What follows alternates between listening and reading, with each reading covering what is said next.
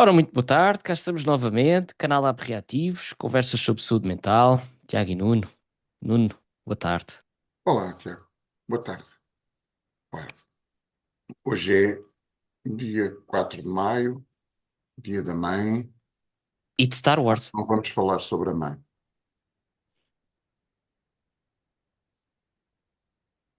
Que estavam à espera era. Pois, devia estar. Mas também é dia de Star Wars, hein? Como assim? May the 4th.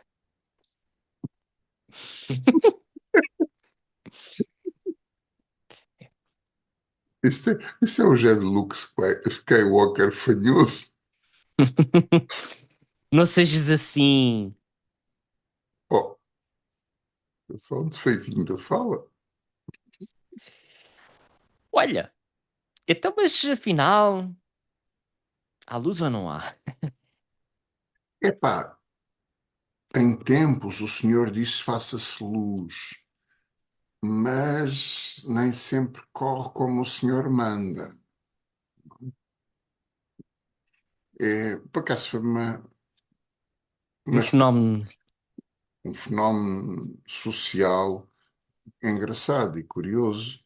E merece análise, segundo a nossa opinião. É, foi- Bem, se calhar o caminho mais evidente é começar por enunciar a histeria massa, o pânico. é, o pânico que advém de algo inusitado e do desconhecido. Pelo menos no meio onde eu me mexi, na altura, ninguém sabia o que é que estava a acontecer. As pessoas estavam apreensivas. Ahm, Epá, eu tinha prometido que não ia dizer isto. Ah, mas alguns canalhas com responsabilidade ah, nos meios sociais vieram dizer que teria sido um atentado russo. Isto é extremamente grave, sobretudo vindo de pessoas com responsabilidade. É extremamente grave, porque se fosse, haveria medidas a tomar. Se não fosse, poder-se-iam tomar medidas descabidas e as consequências seriam muito graves. Uhum. Uh, Portanto, vamos lá o meu voto de repugnância para esses canalhas que utilizam os seus lugares, utilizam a credibilidade que têm da pior forma. Mas pronto, eu tinha Já prometido agora, que falava disto, pá, mas acho que é s- mal demais. s- só uma notinha para os nossos amigos e apoiantes no Brasil. Portanto, estamos a falar de um fenómeno que ocorreu em Portugal continental, em que estivemos praticamente cerca 12 horas. de Vamos a 12 horas 12 horas. sem eletricidade no país inteiro. Pronto. Uh, Na para as pessoas no Península Brasil, Ibérica inteira. pronto, para as pessoas no Brasil também perceberem do que é que estamos aqui a falar, não é? Mas olha que a ideia que eu tenho é que isto foi bem mais noticiado no Brasil do que cá. Pronto. Não, não foi assim tão. Então, e então, Pronto. histeria massa, pânico, Não medo do tanto quanto eu desconhecido. esperaria. Claro, há um sintoma de pânico.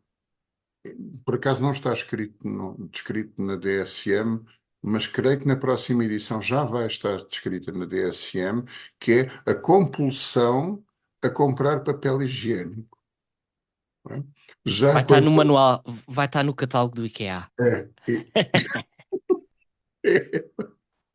é, é um fenómeno psíquico estranho, é bizarro, não há ainda uma base fisiológica, neuropsicológica que explique porque é que em crise, eh, pelo menos os portugueses têm tendência para comprar papel higiênico. Eu acho que é carinhoso. Portanto, é uma atenção, um órgão especial. Acho que bom, É atencioso da alma lusitana poder sim, higienizar-se. sim, sim, sim, sim. Ah, Estaremos a falar de uma espécie de personalidade anal em Portugal. Bem, isto daqui a pouco é um episódio de gozo. Enfim, ah, mas olha que dentro da histeria, do caos, ah, pá, pelo menos a minha experiência foi que as coisas não correram assim tão mal, não houve acontecimentos catastróficos, pá, houve muito incómodo para muitas pessoas. Pá, depois, pá, aqueles gajos que são sempre os chatos do costume, os pobres, lá foram a pé para casa. Pá. Quer dizer, andam os doutores na televisão e assim nos canais de YouTube a dizer para as pessoas fazerem exercício físico, para ir ao ginásio, nada. Há um cortezinho de eletricidade. Lá fazem 8, 10 quilómetros a pé para chegar a casa. É, isto para mim é incompreensível, quer dizer. As pessoas não cuidam delas próprias. Não chamam Uber, por exemplo. Só, qualquer desse género. É, Não foi só a eletricidade, as telecomunicações, por consequência, também. telecomunicações e a internet não funcionava. Não creio que fosse só não conseguir comunicar. Muito provavelmente, muitos servidores que servem a internet deixaram de poder funcionar. Portanto, estas coisas todas às quais nós nos habituamos como auxiliares da nossa comunicação e das nossas atividades cotidianas deixaram de existir. E ficámos numa. É engraçado a quantidade de pessoas que nos dias a seguir falavam em arranjar um rádio a pilhas, porque nós habituámos-nos a ouvir a programação de rádio, quer via internet, utilizando o computador, utilizando o telefone, e esses utensílios deixaram todos de funcionar. Portanto, algumas pessoas, para terem notícias, utilizavam o rádio do carro com a energia elétrica da bateria do carro. Pronto. Aí, pá, desculpa lá, mas tenho que dizer: o passado não é inútil, parece que se torna útil na ausência e quando as coisas falham. Sim, sim, Isto sim. é a minha bandeira psicanalítica. Sim, Venham sim. ao passado. Sim, sim.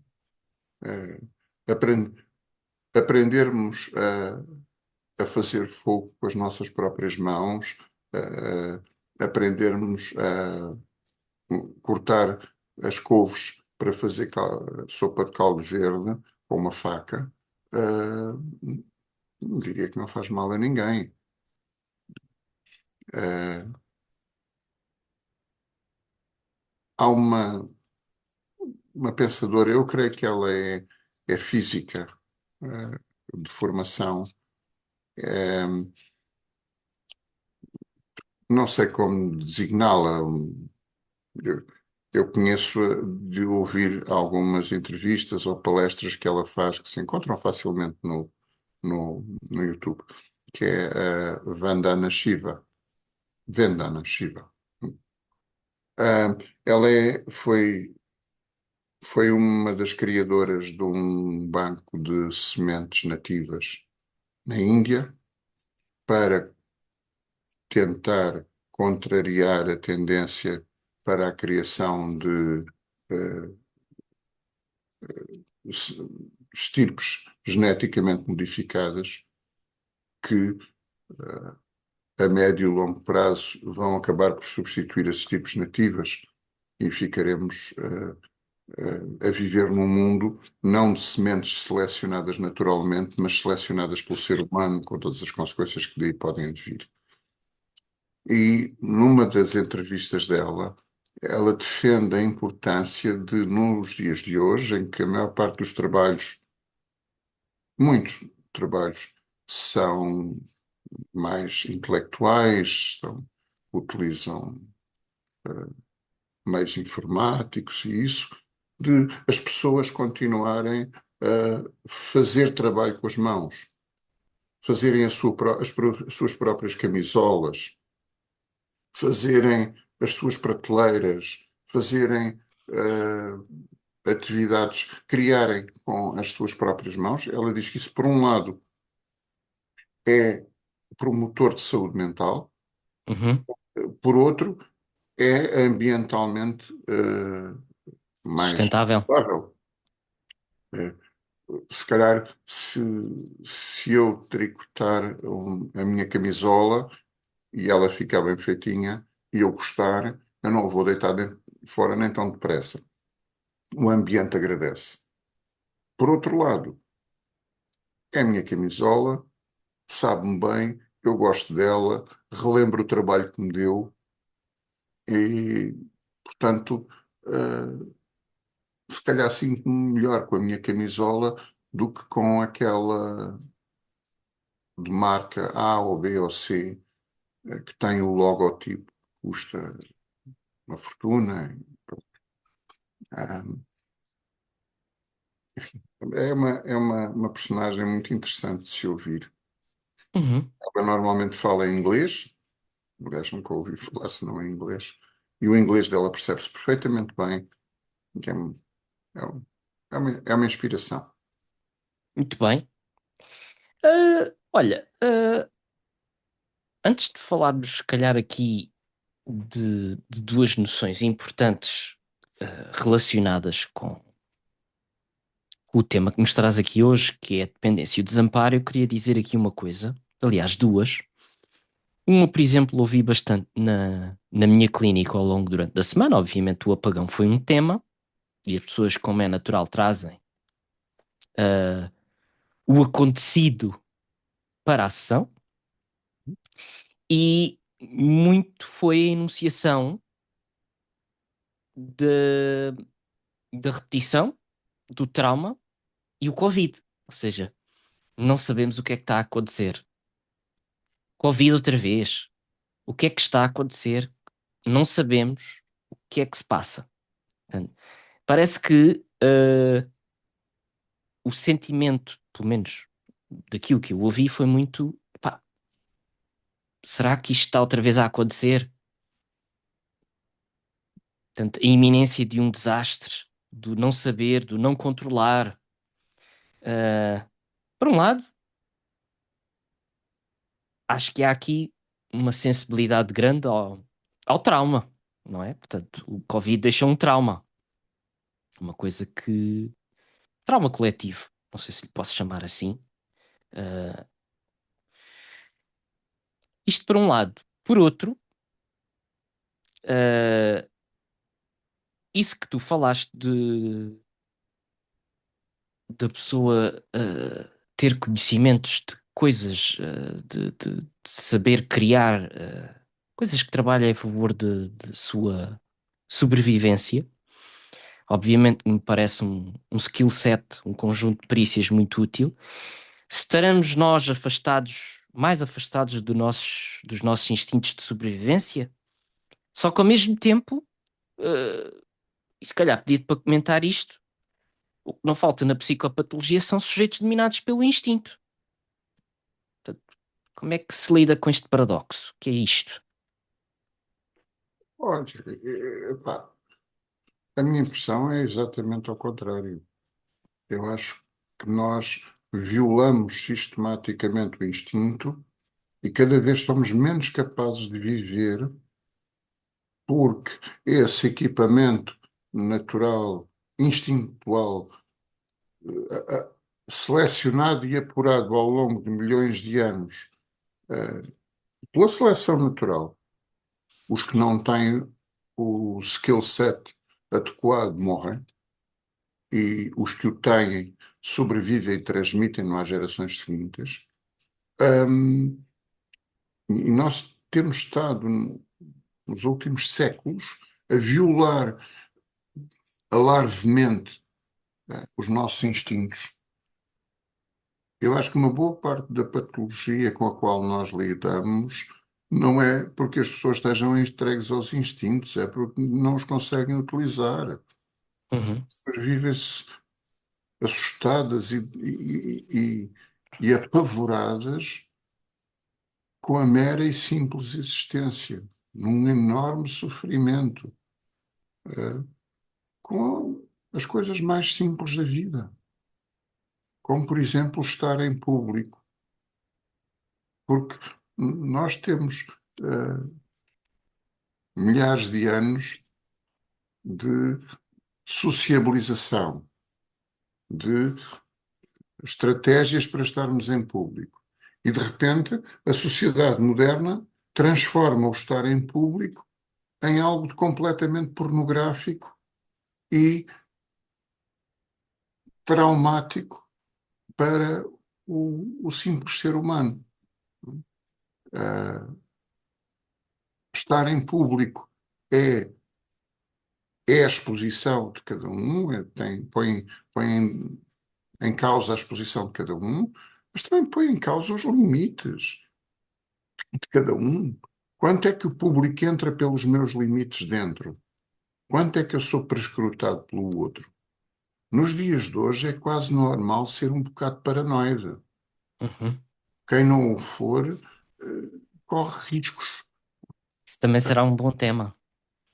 A Portanto, evolução da paranoia. é. Ah, então, e a dependência e o desamparo? Como é que elas entram aqui nesta figura e fundo? Sabes, obviamente não desejo que experiências destas se repitam, pelo menos. Irão repetir-se de uma forma ou de outra, mas pronto, o mínimo possível, porque mais uma vez não foi agradável para as pessoas que não tinham meios, recursos, de se conseguirem safar, conseguirem chegar a casa, conseguirem chegar junto dos seus. Hum, não conheço nenhum caso, mas ouvi a referência de pessoas que são dependentes de oxigenoterapia no domicílio. Um, e surgiu um problema. Parece os novos aparelhos que produzem oxigênio, produzem, acumulam, concentram oxigênio para uso terapêutico, que as pessoas têm em casa, que são hoje muito mais práticos do que eram há uns anos atrás as garrafas de oxigênio, ou seja, todos, dia sim, dia não, lá tinha que ir um funcionário lá à casa levar aquele mamarracho vazio e trazer uma garrafa cheia. As pessoas, para irem a qualquer lado, tinham umas pequenas garrafas de oxigênio que eram pesadas e desconfortáveis e que tinham um raio de ação muito curto. Portanto, efetivamente, estas máquinas trouxeram alguma melhoria de qualidade de vida para as pessoas que têm insuficiência respiratória. Agora, quando acabou a eletricidade, elas deixaram de trabalhar. As pessoas ficaram com o oxigênio que tinham guardado e depois não havia mais. E que eu saiba, não havia meios para substituir esse oxigênio. Portanto, algumas pessoas com insuficiência respiratória terão passado mal. Do que eu ouvi falar, houve mesmo algumas mortes. Não sei se houve ou não, mas os recursos antigos foram melhorados com estas máquinas, mas deitámos fora os recursos antigos e quando estas máquinas falharam pela sua natureza, não tivemos como substituí-las. E, e isso teve consequências. Bom, quando falaste, não preconizo, divaguei aqui um bocado, não preconizo de forma nenhuma que eventos deste género recorram, mas efetivamente algum nível de desamparo faz bem às pessoas. Foi a minha impressão, mais uma vez, estava em Lisboa de carro e regressei a casa de carro. Portanto, de uma forma bastante confortável comparado com quem teve que andar em transportes públicos ou a pé. Uh, mas foi, dentro do desagrado, foi agradável ver que as pessoas se comportavam, apesar de tudo, com cuidado com o próximo. Uh, Quando o trânsito falha em Lisboa, normalmente há gritaria e buzina delas e às vezes cenas de pugilato, não muito, o pessoal tem medo de levar a tromba, mas e pelo menos eu não vi nada disso. Vi, pelo contrário, as pessoas a cederem passagem, a tentarem, dentro do difícil, minimizar o desconforto do próximo para ver se nos safamos todos. Foi, foi a minha impressão nesse aspecto foi agradável. Se calhar nós precisamos mesmo de vez em quando ter fome para perceber que o que está ao nosso lado também pode ter fome e, portanto, é bom eu não ficar com a comida toda. Enfim, nesse aspecto, só não querendo monopolizar, mas ah, na realidade nós maturamos porque temos pequenos desamparos. Ah, a mamã vai à casa de banho e nós ficamos com uma angústia de morte. Portanto, cada vez que a mamã vai à casa de banho, nós achamos que vamos morrer. E depois dela ir umas quantas vezes à casa de banho, nós começamos a perceber que afinal ela volta e que nós não morremos enquanto ela vai à casa de banho. Uhum. Portanto, e já crescemos um pouco. É E, engraçado porque, desculpa a interrupção, eh, com esta história do apagão, agora fizeste-me lembrar a questão do medo do escuro, como um medo tipicamente infantil. sim, sim. O medo daquilo que nós não vemos, não controlamos. Hum, já agora salta-me aqui o pensamento para é no escuro, é mais no escuro que nós nos confrontamos com os nossos fantasmas. Uh, já agora uma citação do meu avô paterno, quando eu era miúdo, para me securizar em relação ao escuro, disse-me: não te preocupes, porque se tu não os vires, eles também não te veem a ti. Uhum. Ou seja, aquilo pode ser um handicap para mim, é um handicap também para um potencial agressor. Enfim. Depois, é claro, há os vampiros e esses seres todos que vêm na escuridão, que é uma chatice, mas a gente já sabe que usando o alho eles não se aproximam. Uh, Divaguei aqui com uma brincadeira, a propósito, um livro que eu acho que é muito. E é de leitura boa para o público, que é A Psicanálise dos Contos de Fadas, Aham. em que o Bruno Bettelheim defende a importância do papão e do monstro, porque com o monstro, com o vampiro, com o lobisomem, com o lobo mau, com o papão, nós damos um nome a estes monstros que existem na escuridão. Quando há um apagão, nós sabemos que temos que nos preocupar com este tipo de monstros e, normalmente, com esses mitos vêm também estratégias para apaziguar o perigo, como, por exemplo, os, os vampiros. Basta a pessoa utilizar uns dentes de alho, quer dizer, ele mantém-se afastado. Um crucifixo, obviamente, crucifixo é sempre muito É, eficaz. os monstros precisam de ter nome. Exatamente. Quando se contam histórias em que não há bons nem maus às crianças, não há monstros, há uma versão, mas essa não é branqueada. Há uma versão do Capuchinho Vermelho, mas essa não é branqueada. Mas nas versões branqueadas, em que todos os entes são bonzinhos, hum, estas versões não servem absolutamente nada para o simbólico da criança, porque a criança precisa mesmo do papão, do, do, do João Ratão que é castigado. Estas personagens más fazem falta ao simbólico da criança, porque assim o mal tem um nome. Porque se nós criarmos um mundo branqueado, um mundo woke, as crianças vão viver com os seus fantasmas internos e sem nome.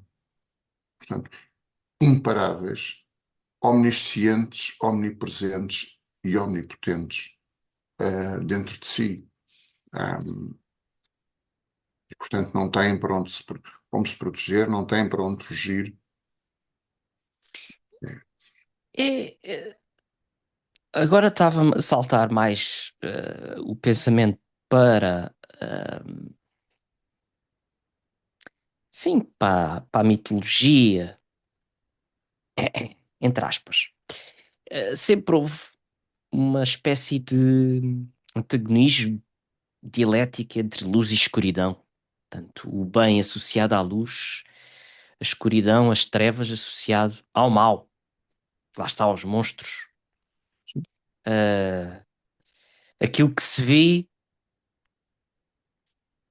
tem que se ver. O visível, em oposição àquilo que não se vê.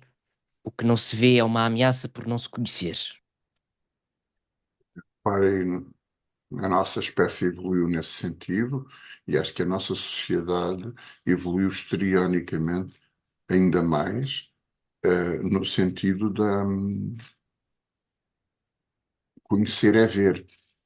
Nós somos relativamente pouco capazes de conhecer sem ver. Uhum, E aqui a psicanálise tem uma sobremesa interessante. É bem, sobremesa e sobre divã. Agora estive bem. Mas tem uma característica engraçada é que na psicanálise clássica o paciente não vê o terapeuta durante a sessão. Fala com um terapeuta que não é visível durante a sessão.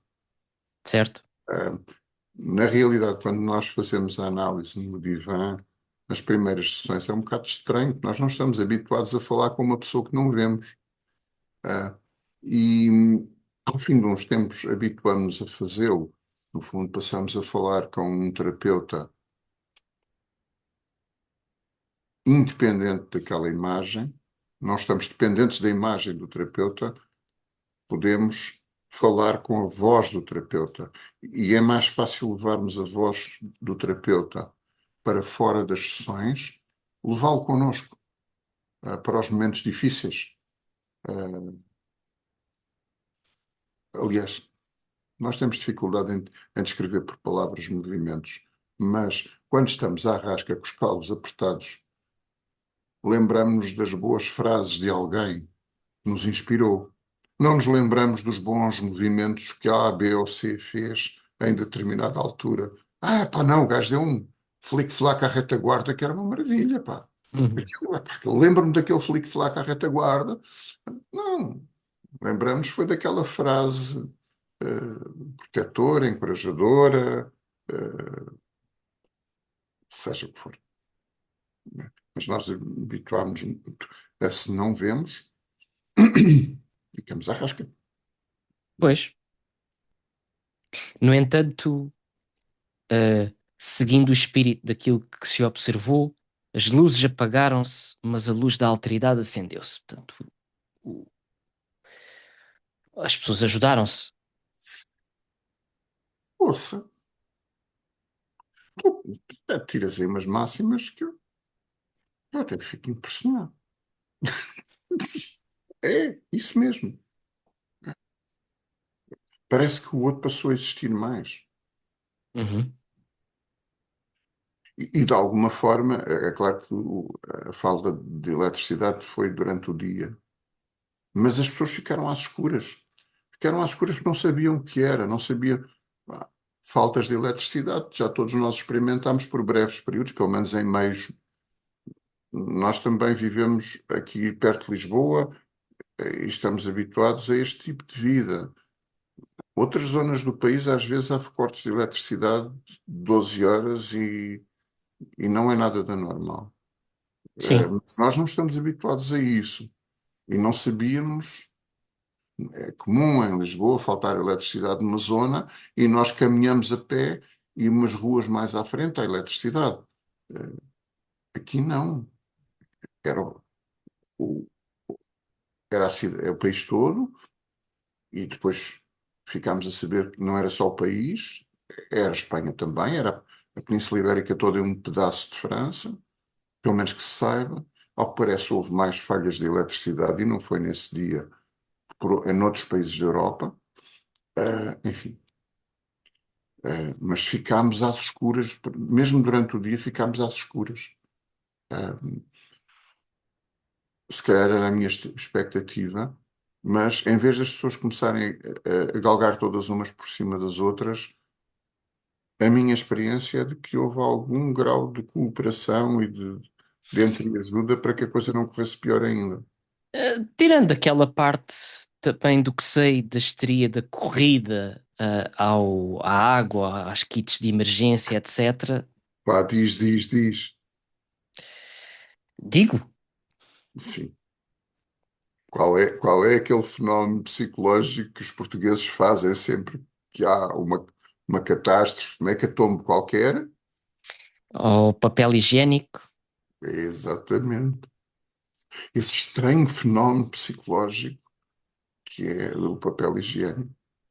Papel higiênico tem que haver sempre. Sim, é quase um bem essencial. Olha, estava aqui a pensar que nós em Portugal temos o direito à habitação consignado na Constituição, que não é assim lá muito bem respeitado. Aliás, não é nada respeitado. Aliás, o pessoal está-se todo cagando para isso. Mas, se calhar, consignar o direito ao papel higiênico na Constituição seria um passo civilizacional bastante importante. Sou só eu aqui a pensar. Bom, quem tiver aí o negócio, a feliz ideia de abrir um negócio de bidés ou de fazer uma bidé-terapia para contrariar o papel higiênico. Epá, não, pois não, cala-te não. Ah, a bideterapia não, mas eu vi uma apresentação de uma forma de terapia que se assentava na análise das nádegas. É verdade, pá. Portanto, o terapeuta estava sentado atrás da pessoa e analisava as nádegas.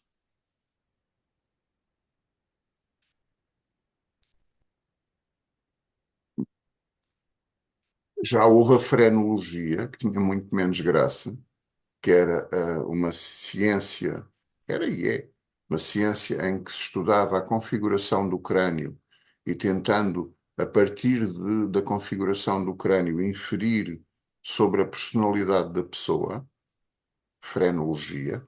Eu não sei como é que se chamaria esta coisa, talvez a rabologia, não sei. Não sei qual é o termo técnico, glúteos máximos, já não me lembro. Epá, eles têm três níveis, portanto, Pois, tinha que ser uma coisa mais técnica, não é? sim, sim, mas é uma ideia, é uma ideia. E até, e até prova em contrário, vamos admitir que possa ser eficaz. E aí entraria, de facto, a importância do papel higiênico por associação. Muito bem, marteladas. Epá, olha, eu acho que aquele livrinho do Bruno Bettelheim é sempre uma boa sugestão, é giro.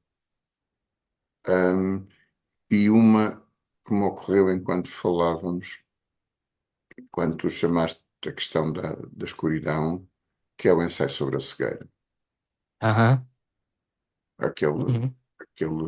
aquele mundo onde as pessoas passaram não a ver escuro, quando cegavam não viam preto, E um passaram branco. a ver tudo branco.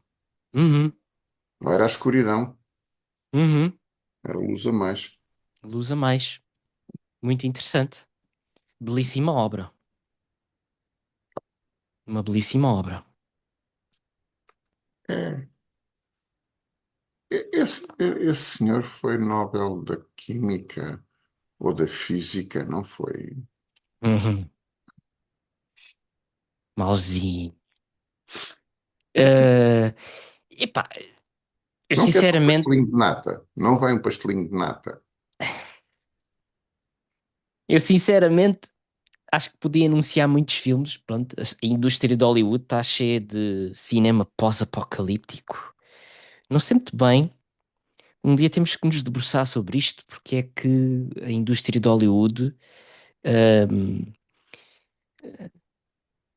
realiza ou cria muitos filmes, muitas obras pós-apocalípticas. Portanto, há um nicho de mercado cinematográfico. Oh, ok, olha, quando eu era miúdo, Experimentar o fim do mundo sem o experimentar, não é? Portanto, o que é isto? sim, O que é isto de experimentar o fim do mundo? Virtualmente? pá, aquele filme Emanuel Antivirgem, quando eu era miúdo, era um filme pornográfico. Hoje em dia, aquilo já é dado no canal das crianças, quer dizer, as criancinhas agora com estas histórias de a começarem logo a aprender a fazer sexo no jardim de escola. ahm, Já têm, começam logo a ver a Emanuel Antivirgem, com poupas e